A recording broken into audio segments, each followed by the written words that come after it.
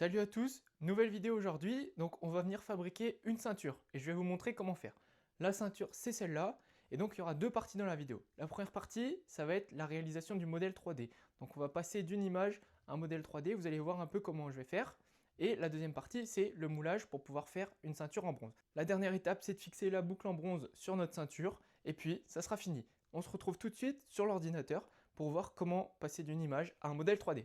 Pour la première étape, vous allez venir ouvrir Gemini et vous copiez le prompt que je vais vous mettre dans la description. Ensuite, vous cherchez une image de référence. Donc moi, c'est un emblème de Jaguar type E. Vous le copiez-collez dans Gemini, vous mettez en mode pro et en mode génération d'images, et puis vous faites votre requête. Normalement, si tout se passe bien, ça devrait vous donner un résultat comme le mien. Ensuite, cette image, vous la téléchargez. Donc utilisez le petit logo téléchargé, comme moi. Ça vous donnera une image qui sera beaucoup plus détaillée que si vous faites enregistrer sous. Une fois que cette image a été chargée, on va venir la télécharger dans le site Image2STL. Je vous le mettrai en description aussi. Et ce site va convertir votre image en un fichier 3D. Donc là, vous le voyez, il n'est pas parfait. On va devoir un peu le travailler sur Blender. Donc je télécharge et puis je viens l'importer dans Blender. Je vais dans File, Import et STL et je vais le chercher dans mes fichiers. Vous aurez un rendu un peu comme ça. Donc là déjà on a deux problèmes, c'est que la texture est un peu dégueulasse, ça c'est normal, c'est parce que Gemini a généré du bruit, et bien sûr l'extrusion paramétrique a pris ce bruit en compte. Le deuxième problème c'est que tout autour de la pièce on a du cafouillis qui fait un sorte de carré. Donc ça c'est normal, c'est parce que notre objet est rond, mais notre image était carrée. Vous pouvez même voir en bas à droite, il y a la petite étoile, ça c'est le watermark de Gemini qui est en blanc et donc qui a été extrudé puisqu'il est blanc. Ce que je viens faire pour enlever tous ces polygones qui sont autour de mon emblème, je vais venir insérer un cercle. Donc quand vous insérez un cercle, n'oubliez pas d'augmenter le nombre de vertices. Comme ça, vous aurez un cercle qui sera détaillé avec beaucoup de polygones. Et puis je viens l'extruder et le mettre à l'échelle pour qu'il fasse pile la taille de mon insigne. Donc ça, vous l'ajustez une fois que vous avez votre cylindre qui fait la bonne taille. Ce qu'on va faire, c'est qu'on va chercher l'intersection entre le cylindre et le fichier STL qu'on a téléchargé sur Internet. Pour faire ça, vous cliquez sur votre emblème, vous allez dans Modifier, Add Modifier, et vous cherchez Boolean. Vous sélectionnez intersection et exact dans les paramètres, et puis vous prenez la petite pipette et vous cliquez sur le cylindre. Là, si vous avez un PC pourri comme le mien, ça va mettre 2 minutes. Au bout de ces 2 minutes, vous allez voir une petite mise à jour sur l'écran. On verra plus tous les points qu'il y a autour du cylindre. Ensuite, on vient appliquer ce modifier, parce que là, c'est juste visuel. Vous cliquez sur la petite flèche à côté de l'appareil photo dans le panneau à droite, et puis vous faites Apply. Là, c'est reparti pour 2 minutes d'attente. Et puis, une fois que c'est bon, vous pouvez supprimer le cercle, donc soit le cacher comme moi j'ai fait, ou carrément le supprimer. Deuxième problème maintenant, c'est que notre objet, il est un peu trop épais. Donc pour ça, je fais S pour scaling et j'appuie sur Z pour contraindre le scaling sur l'axe Z et puis je viens aplatir ma pièce. Le troisième problème, c'est que la pièce est un peu dégueulasse. Donc ça c'est normal, c'est parce qu'on a pris une image et donc chaque pixel a été extrudé en fonction de sa couleur. Donc là, je viens faire un remesh, c'est-à-dire qu'on va calculer une nouvelle géométrie pour notre objet, et en quelque sorte, ça va faire un peu un lissage, et nous, ça va nous être très utile. Donc comme avant, le remesh, c'est un modifier. Donc là, plusieurs options s'offrent à vous. Soit vous choisissez Sharp ou Smooth, donc ça, c'est des modifiers qui fonctionnent grâce à des octries. Pour faire simple, plus votre arbre est profond, et plus vous aurez de détails. Donc je vous conseille, si vous choisissez cela, de mettre 8 ou 9, ça sera amplement suffisant. Sinon, vous pouvez choisir la méthode voxel. Donc là, c'est l'inverse. Une valeur plus petite indiquera un niveau de détail plus élevé.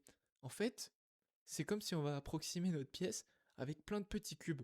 Plus la longueur des côtés de ces cubes sera petite, plus vous aurez de détails. Après, c'est comme avant, il faut cliquer sur Apply parce que sinon les modifications ne sont pas faites.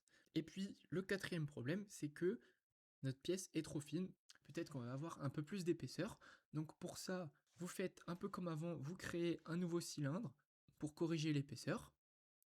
Et puis, au lieu de faire une intersection, vous faites une union. Donc vous mettez votre cylindre en dessous de l'emblème et vous faites une union. Une fois que ça c'est fait, vous pouvez mettre votre objet à l'échelle. Donc soit vous changez les proportions ou alors vous ajustez juste les dimensions. Par exemple 55 mm de diamètre c'est bien. Donc ça vous pouvez le faire soit maintenant, soit dans votre slicer, hein, vous pouvez choisir. Alors là, je suis passé en mode sculpture, donc ce que j'ai fait, ça n'a pas servi à grand chose, comme vous pouvez le voir. Mais si vous êtes plus doué que moi, vous pouvez vraiment améliorer la pièce, parce que, évidemment, avec l'IA, on perd certains détails, ça sera pas parfait. Donc une fois qu'on a une pièce qui est à peu près correcte, on va venir ajouter un petit socle. Donc je viens juste ajouter un petit pavé. Ça va me permettre de pouvoir imprimer la pièce verticalement. En fait, si on prend une résolution assez faible, on peut avoir de très bons résultats, même avec une imprimante filament. Après, je viens exporter tout ça. Donc vous allez dans File, Export. Je vous suggère de prendre STL, c'est un très bon format. Ce qu'il faut absolument faire, c'est cocher la case Sélection Only, parce que si vous avez d'autres éléments 3D dans votre scène, vous allez avoir quelques soucis. Ensuite, on ouvre tout ça dans le slicer. Donc vous voyez, je tourne la pièce. Ça, c'est pour avoir mon sim à l'arrière de la pièce et donc pas gâcher les détails. À chaque fois que l'imprimante 3D a fini une couche, elle va s'arrêter et ça va laisser une petite marque. Dans le slicer, on le voit, c'est la petite ligne blanche à l'arrière de la pièce. Donc c'est pour ça que j'ai tourné mon objet au début. En ce qui concerne les paramètres, les seules choses importantes à mettre, c'est 0,05 en épaisseur de couche. Aussi, pour le remplissage, j'ai mis 100%, parce que moi je vais venir faire un moule de fonderie, donc je vais tasser de la terre dessus et donc taper avec un marteau. En ce qui concerne les supports, j'en ai pas mis parce qu'on n'a pas d'angle trop important. On peut maintenant lancer l'impression. Une fois que notre impression 3D est terminée, on va pouvoir passer à la fonderie. Donc je commence par mettre un lingot dans mon four et je le mets à 1030 degrés. Pendant que le four chauffe, on va fabriquer le moule. La première étape, c'est de poncer l'impression 3D, parce que les couches d'impression 3D sont toujours visibles, donc on va venir lisser tout ça pour que le démoulage se fasse facilement. Là, vous pouvez voir, je moule l'emblème, mais aussi une deuxième pièce. Cette petite pièce, on va la fixer à l'arrière du badge. Cette petite pièce, elle aura deux fonctions. La première, c'est de fixer une boucle qui va se fixer sur la ceinture. Et la deuxième fonction, c'est d'avoir un petit pin qui dépasse. Et ce pin, justement, il va aussi rentrer dans les trous de la ceinture. Alors là, à chaque fois, il faut mettre du talc pour que le sable ne colle pas à la pièce. Je prends une des deux parties de mon cadre, je mets mes pièces, je mets mon talc, et puis je remplis avec de la terre.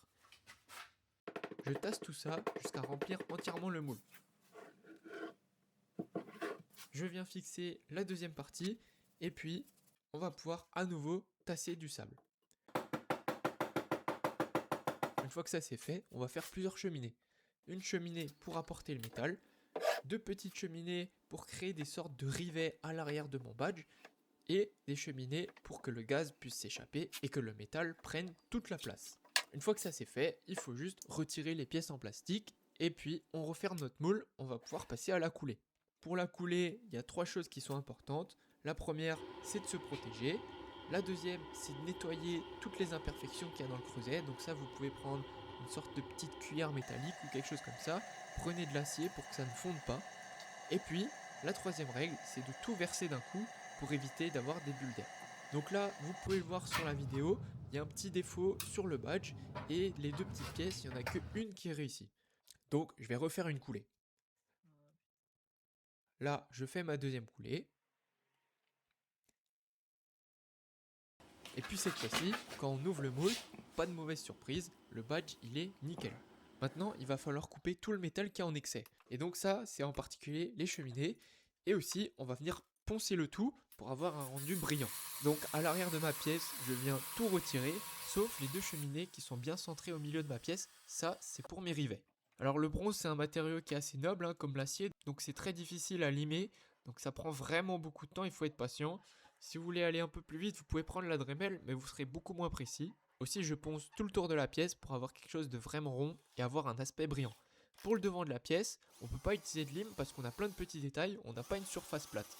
Donc dans ce cas-là, on va venir utiliser une brosse. Vous pouvez prendre soit une brosse qui se fixe sur la Dremel, ou alors une brosse qui se fixe sur la perceuse, ça c'est ce qui va le plus vite. Une fois qu'on a passé notre coup de brosse et tout limé, on a un rendu qui est vraiment brillant. Maintenant, on va pouvoir rifter notre pièce à l'arrière. La première étape, c'est de mesurer l'écartement entre les deux petites cheminées à l'arrière de notre badge, et cet écartement, on va pouvoir le reporter sur notre petite pièce. On va percer deux trous de la taille de ces cheminées, et puis on va pouvoir faire notre rivet.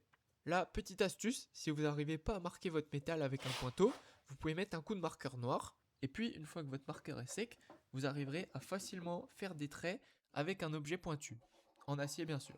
Donc évidemment, il ne faut pas oublier de mettre la petite boucle entre les deux pièces. D'ailleurs, cette boucle, elle vient se caser dans une rigole. Cette petite encoche, elle n'était pas présente dans le moule en terre de Delft. J'ai tout creusé avec une lime ronde et ça m'a pris vraiment beaucoup de temps. Une fois que vous avez fini toutes vos pièces, vous les assemblez et les petits rivets, il faut laisser environ dépasser 1 ou 2 mm. Donc pour ça, j'utilise ma lime pour ajuster la longueur qui dépasse. Il me semble que la règle pour savoir la longueur de ce qui dépasse, c'est environ un demi-diamètre, ou plutôt un rayon. Aussi, ce que vous pouvez faire, c'est la partie extérieure, donc celle où il y a les trous. Vous pouvez utiliser une fraise à noyer pour chanfreiner le trou. Ça va permettre d'avoir un champignon qui ne dépasse pas de la pièce. Après, pour former mon rivet, j'utilise un chasse-goupille. Parce que si j'utilise mon marteau seulement, je vais être pas très précis et je vais faire n'importe quoi. Donc vous prenez un chasse-goupille, vous le mettez à l'endroit que vous souhaitez rifter, et puis vous tapez assez fort avec votre marteau. Ça vous permet d'être non seulement précis, mais avoir aussi de la force. Une fois que c'est bien rifté, je vais passer un coup de lime, et là, on va même plus voir les rivets en fait. On aura l'impression que c'est une seule pièce de métal. Maintenant que tout ça c'est fait, on va pouvoir passer à la dernière partie, c'est-à-dire fixer notre objet sur la ceinture. D'ailleurs, pour le petit bitonio qui dépasse, celui qui est censé aller dans les trous de la ceinture, l'idéal, ça serait de l'affiner à la base pour avoir comme une sorte de tige avec une boule au bout et que cette boule soit un peu plus large, comme ça restera mieux en place. En tout cas, sur les vraies ceintures, c'est comme ça. Maintenant, on peut passer à la partie couture. Donc pour ça, j'ai pris une ceinture que j'avais déjà et la boucle, elle commençait à perdre sa couleur. Donc je me suis dit, pourquoi pas faire une nouvelle boucle. Donc là, j'avais juste besoin de fixer ma bande de cuir à ma petite boucle. Et pour ça, j'ai replié le cuir sur lui-même et j'ai fait une couture. Quand on coud du cuir, c'est complètement différent avec le tissu. Donc là, ce que j'ai choisi de faire, c'est ce qu'on appelle un saddle stitch. Donc je vais pas rentrer dans les détails parce que j'ai un peu galéré à le faire. Mais si vous cherchez à faire ça, écrivez saddle stitch tutoriel sur YouTube et vous trouverez plein d'informations. Donc comme j'ai dit, je vais pas trop expliquer cette partie parce que j'ai eu du mal et on va tout de suite passer à l'outro de la vidéo. La vidéo est terminée, j'espère qu'elle vous a plu. Si c'est le cas, mettez des petits commentaires, des petits j'aime et surtout n'hésitez pas à vous abonner. Allez, à très bientôt!